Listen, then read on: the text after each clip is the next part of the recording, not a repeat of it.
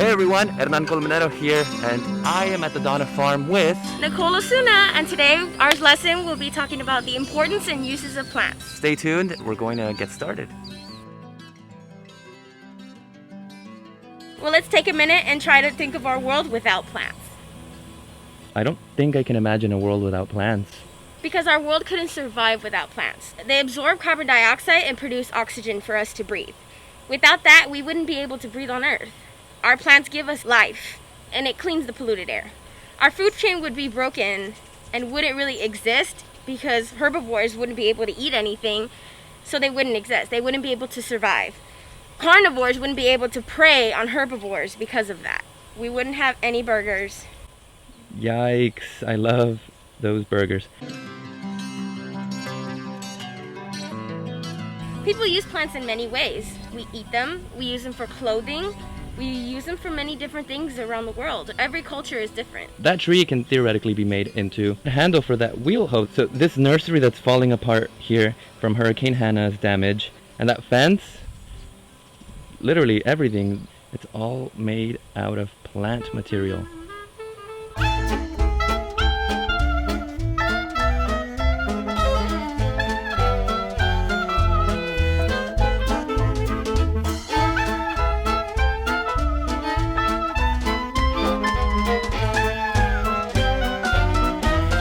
What we will be doing is explaining 4 consumable medicinal herbs that we can use in our everyday lives. We'll be conducting 2 activities. Our first one will be making teas out of hibiscus, lemongrass, and chamomile. And then after that, we will be using our teas to make popsicles. It's super hot, as you can tell. We're like sweating. So I can't wait for those popsicles. Okay, so let's go ahead and start with the teas now.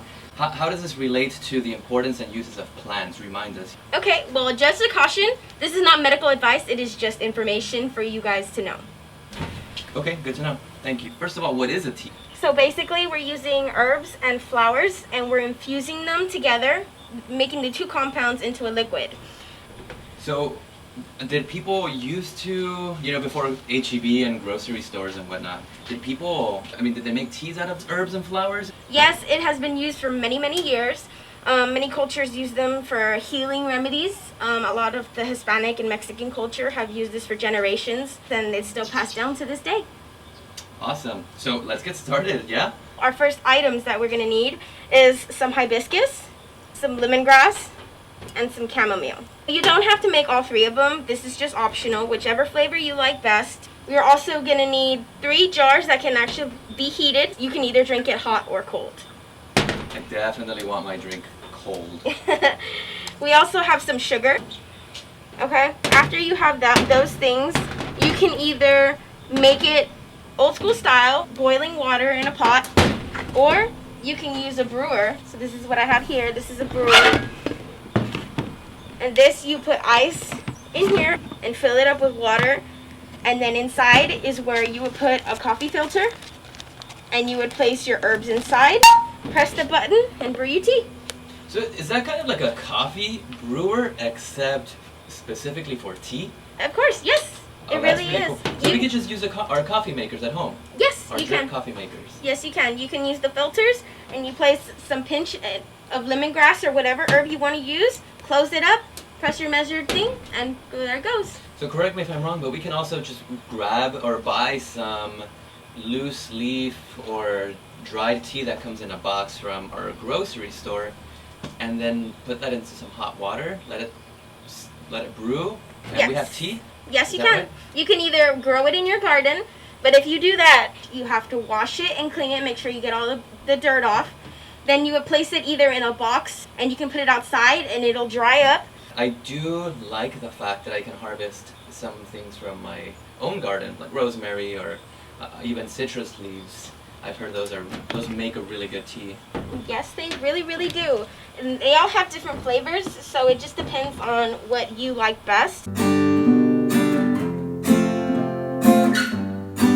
Okay, our second activity today will be using the teas that we brewed earlier, which is our hibiscus, our chamomile, and our lemongrass to make some yummy popsicles that we can enjoy on a hot day.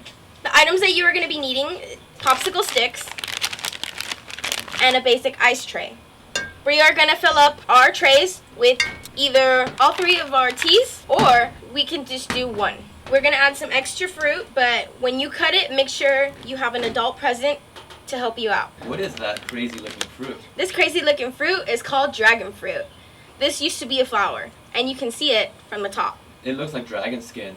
It does, and that is why they call it dragon fruit. We're going to cut it open so you guys can see what it actually looks like on the inside. Some can really taste like water, and others can taste like a little sweet and sour, depending on how ripe it is. That's beautiful. It's a beautiful fruit. There are 3 varieties. There's the white, as you can see here. There's also a red purplish one that actually look like this on the skin, and then there's yellow. So just a caution with the ones that are darker colored, like the red purplish ones. If you eat a lot of it, it'll make you go to the restroom this color. So don't freak out. There's nothing wrong with you. You're just eating dragon fruit. Oh, that's good to know, because I was getting a little worried. I think I've seen people growing it here in the Rio Grande Valley, isn't that right? It's not native to the Rio Grande Valley, but it was brought here. But so it does grow here? Yes, it does. It is a large vine plant that has little stickers on it, so you have to be careful. Dragon fruit is high in vitamin A, C, E, B1, and B12, and iron, which is a lot of benefits. It contains calcium and phosphorus that helps promote the growth and strength of our bones and our teeth. It is good for our cardiovascular system as it contributes to the decrease in cholesterol, blood pressure, and our cardiovascular system. Dragon fruit contains antioxidants that can help promote healthy skin, digestion, and metabolism. It has prebiotics, which is a healthy bacterium that boosts the digestive system. High in fiber, which is also good for the digestive system and detoxifies our body. It boosts our immunity and might fight cancer cells. It decreases the chances of getting the common cold and flu and supports our eyes, as it contains vitamin A, which can aid in night blindness. If you want, with the help of an adult, you can also slice and add any other fruit that you would like. Once you have added your fruit, you can close the mold and place it inside your freezer till it's frozen. Once you place them in the freezer, this is how it's going to turn out. Nice. Look at that. Here we have Jamaica, which is the hibiscus, and we added some beautiful dragon fruit to it. This is chamomile and lemongrass. Here, they're purple because we added the other type of dragon fruit inside it to give it a different kick. Here we have lemongrass with the white dragon fruit, as well as chamomile. Once you guys take that out of the freezer, you can just pop it out of the mold and enjoy. Ready? Yeah. Salud! Salud. Oh, they're so good. Really good. I thought they were going to be soft, but it's actually really hard. But it's still good. It's frozen. I It's a forgot it's frozen. popsicle. I was thinking it's going to be like ice cream. Alright, so we're going to do it. We're going to eat our dragon fruit. Like one of those reaction videos. Yep. Ready? 1, 2, 3. Mmm. It's so good. Actually really good.